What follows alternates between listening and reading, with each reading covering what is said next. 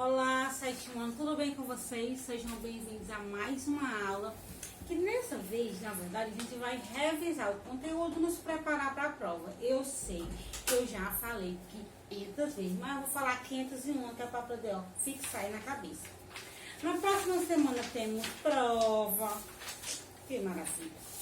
E nesta prova, vamos falar sobre reino plantae, né? Reino das plantas. E é muito importante eu entender sobre isso, né? O reino das plantas consiste em um reino que vai abranger todos os vegetais, seja eles comestíveis ou não, sejam eles plantas de pequeno porte ou plantas gigantes de grande porte. Reino plantae é reino plantae, né, minha gente? Todas as plantas estão lá. Então, o título já começa bem intuitivo, né? Reino plantae, biodiversidade vegetal. Então, biodiversidade é porque bio é de vida, diversidade é de variedade. Então, é um grupo muito diverso. De diversidade de vida é muito grande nesse grupo, nesse reino plantae.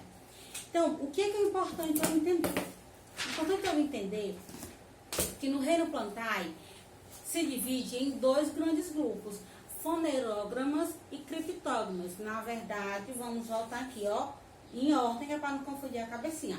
Criptógamas e fanerógamas. As criptógamas são as plantas sem semente e plantas de semente escondidas. Quem são elas? Briófita e pteridófita. Exemplo de briófita, professora. Exemplo de briófita. Vamos lá para o exemplo de briófita. Exemplo de briófitas são musgo, lodo, pteridófita, samambaia. Já no grupo das fanerógamas são plantas que têm semente. As sementes deles são nuas, vem de semente nua. E quem faz parte do grupo das fanerógamas? Gimnospermas e angiospermas. Gimnospermas são plantas que vão ter grande porte, vão ter altura, elas vão ter folhas bem desenvolvidas, elas vão ter um caule bem desenvolvido, raízes bem desenvolvidas e as sementes expostas.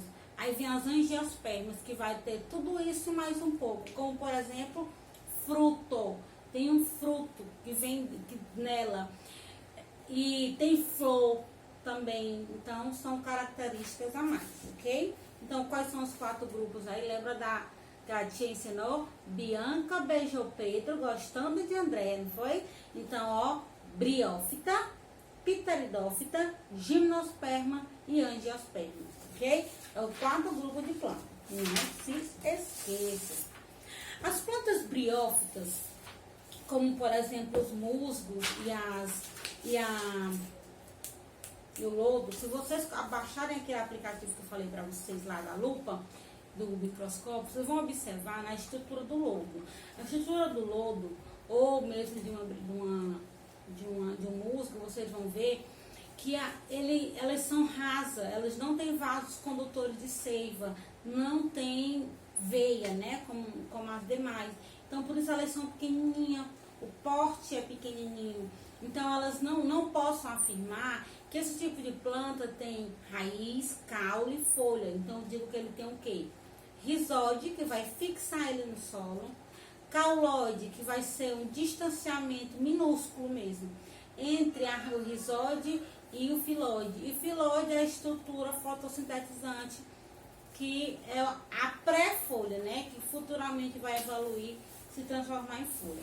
Já as pteridófitas são plantas evoluídas, elas possuem seivas condutoras, elas já possuem folha com estrutura laminar, elas têm caule e possuem raiz, então elas são condutoras, já tem condução, por isso que tem caule, ok?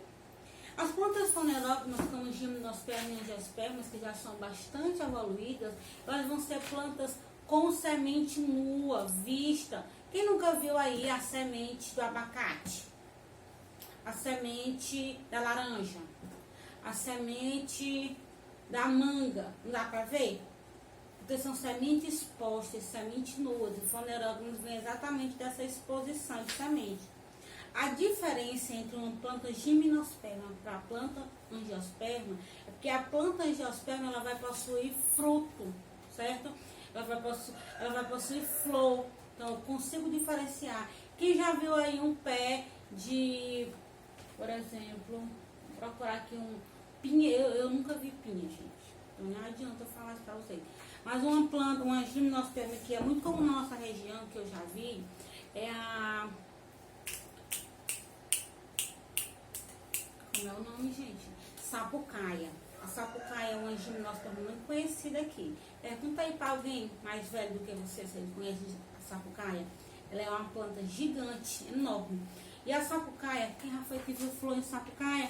Sapucaia não tem flor, não. Tem fruto. A tia tem fruto sim, ela tem um negocinho assim, que é cheio de... Ali é a semente dela, viu? Não é o fruto, porque fruto vem de ovário. Então, como não tem flor, não vai ter ovário, ok?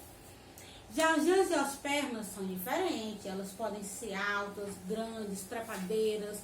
E elas têm flor. Como elas têm flor, elas têm ovário. E como elas têm ovário, elas vão ter frutos, certo? Como maracujá, a manga, a laranja, a goiaba. Então, as plantas angiospermas, elas são plantas que têm sistema reprodutor, ok? E o que é o sistema reprodutor, professor? Onde é que fica? Na flor. A flor que tem.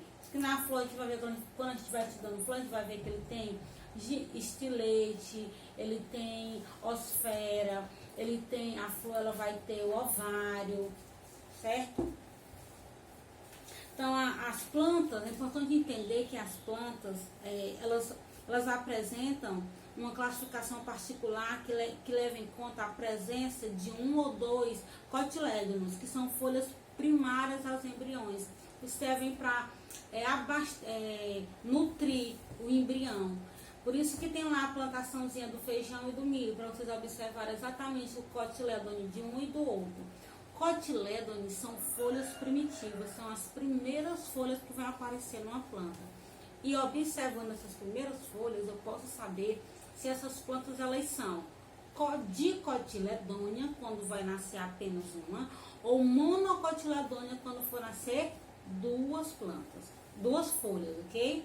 Lembra aí, cotilédones são estruturas necessárias para o desenvolvimento do embrião. E ele pode ser dicotiledônio, quando é quantas folhas? Uma. E monocotiledônia, quando vai nascer quantas? Duas folhas, ok? Vamos passar aqui, passando. Nós vamos começar a falar sobre raízes, caule e folhas, sobre as estruturas presentes nas plantas gimnospermas. As raízes elas têm coifa, que é uma zona de crescimento, né? Ela tem coifa, ela tem zona meristemática, que é a zona de crescimento. A coifa, na verdade, ela é a ponta da raiz. Zona meristemática é a zona de crescimento. E ela tem... E a raiz, ela tem os tipos de raízes, né? Desculpa. A raiz, ela pode ser axial pivote, ou pivote pode ser fasciculada. Ela é pivote quando ela é bem caracterizada. Eu posso ver uma única raiz ali. Ela é fasciculada quando ela tem várias raizinhas. Várias raízes, ok? Só que, claro, de acordo com a adaptação regional, climática, essas raízes elas vão tendo que se adaptar. Se essas plantas vão ficando cada vez mais longe do rio, então a raiz ela vai se modificando para poder absorver a água e assim desenvolver. Então elas vão sendo modificadas. E as raízes de modificação, quanto à modificação, elas podem ser tambular. Tambular, lembra que é aquela bem grandona mesmo, de plantas gigantes. Respiratória, que é de planta aquática. Tuberosa, que é as comestíveis, certo? E a sugadora, que são aquelas que sugam nutrientes de outras plantas. Elas nascem sobre outra planta e vivem do nutriente dela. Como, por exemplo, uma planta que nasce na palmeira do coco-babaçu.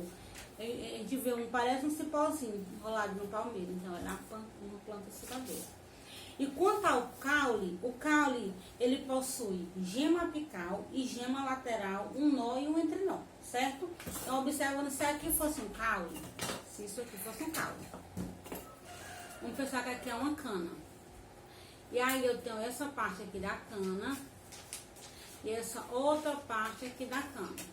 Então, nessa primeira parte aqui eu tenho um nó, não tenho? É que eu vou ter outro nó. Então, ó, a gema permite o crescimento rápido do caule. As gemas vão permitir o crescimento do caule. A gema lateral ela é rica em tecido meristemático. Tecido meristemático é tecido de crescimento, viu? Sendo capaz de dar origem a novos ramos.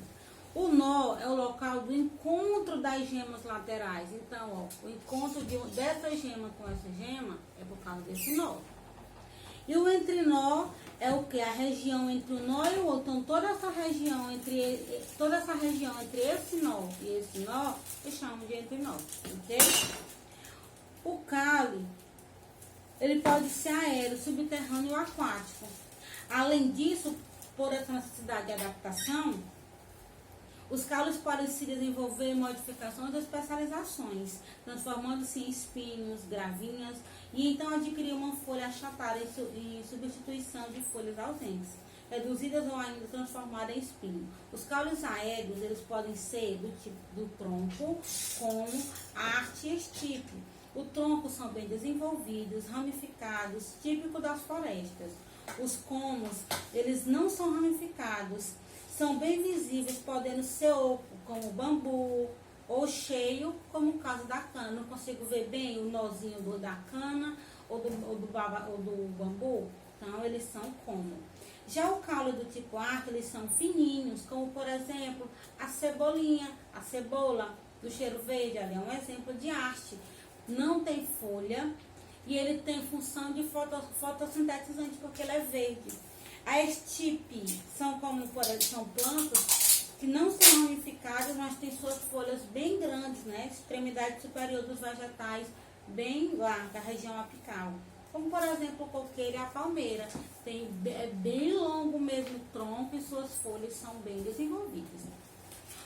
Já os caules, o exemplo dos caules aéreos acima são do tipo ereto, crescem para cima. Por outro lado, existe caules subterrâneos, que assim como as raízes tuberosas, acumulam nutrientes e podem ser bulbo, rizoma e tuberosos. Os bulbos são estruturas formadas pela união de caule, folhas usando muitas vezes como fonte de alimento, como por exemplo a cebola e o alho. Já o rizoma são caules subterrâneos, assemelham-se a raízes, mas possuem jama lateral, crescem paralelamente ao solo e podem armazenar substância nutritiva. Bananeira, samambaia, o gengibre, são aquelas plantas que vão nascer ao solo, elas não vão crescer assim, vão crescer assim, ó. O pé de abóbora, o pé de, que mais? Que nasce assim, que eu me lembro, abóbora mesmo. Feijão, eu acho que feijão nasce assim também, se eu não me engano. Tuberosos são caules subterrâneos bem desenvolvidos e apresentam gemas laterais, como exemplo a batata inglesa, que no caso eles são exemplos de caule que são arredondados, né? Geralmente arredondados, apresentam gemas laterais e são ricos em substâncias nutritivas, como no caso da banana. E aí nós vamos falar das folhas. E como é as folhas? As folhas elas estão presentes nos vegetais e ela é uma das principais estruturas disso porque ela é que vai capturar os nutrientes, né? Ela é a recepcionista da luz solar para que haja todo aquele processo de transformação no interior da planta, para que ele possa assim transformar o seu alimento, produzir seu próprio alimento.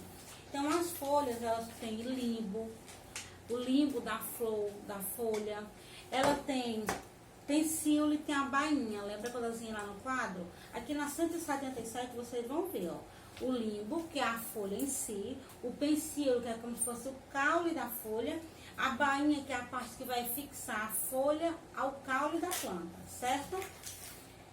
Então as folhas elas podem ser perinévias, quando elas parecem peninévias, quando elas parecem uma pena, e elas são comuns em plantas dicotiledôneas. Professor, o que é uma planta dicotiledônea? É uma planta que vai dar origem a dois cotilédones, duas estruturas primitivas de folha, lá no início da sua formação. Já as folhas paralelinévias são comuns em monocotiledôneas. O que é uma planta monocotiledônea? Planta monocotiledôneas são aquelas plantas que vão apresentar apenas um cotilédone, viu?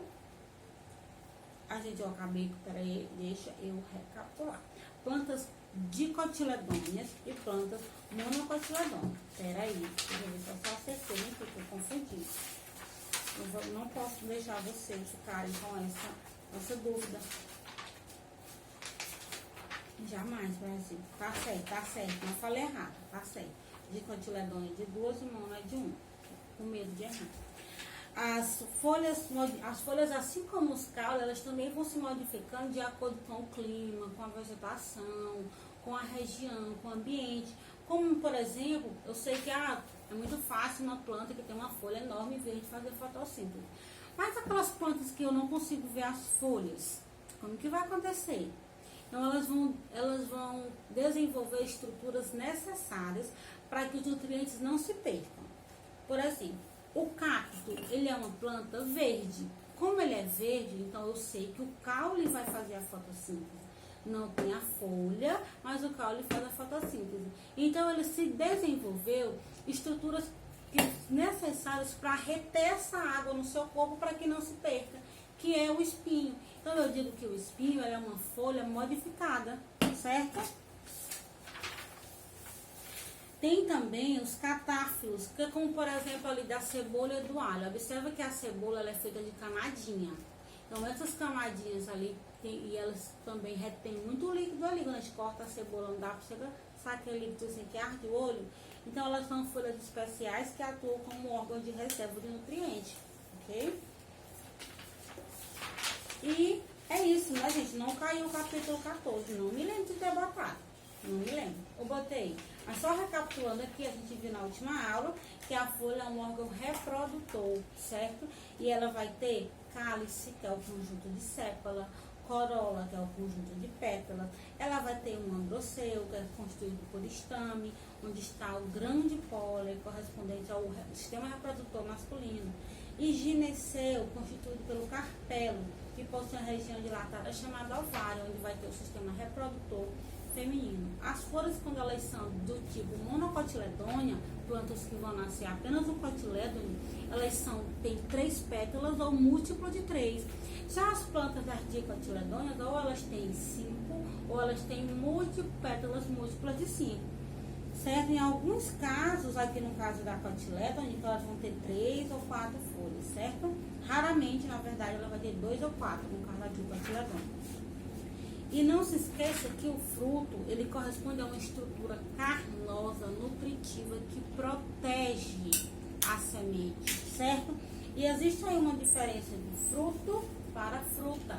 O fruto, ele vem do ovário da planta.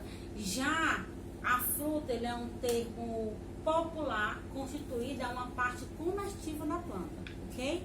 Mas não vem do ovário. Então, meus amores, ficamos por aqui. Se você não me enviou sua tarefinha ainda lá do Laboratório de Ciência, do feijão e do milho, estou aguardando carinhosamente.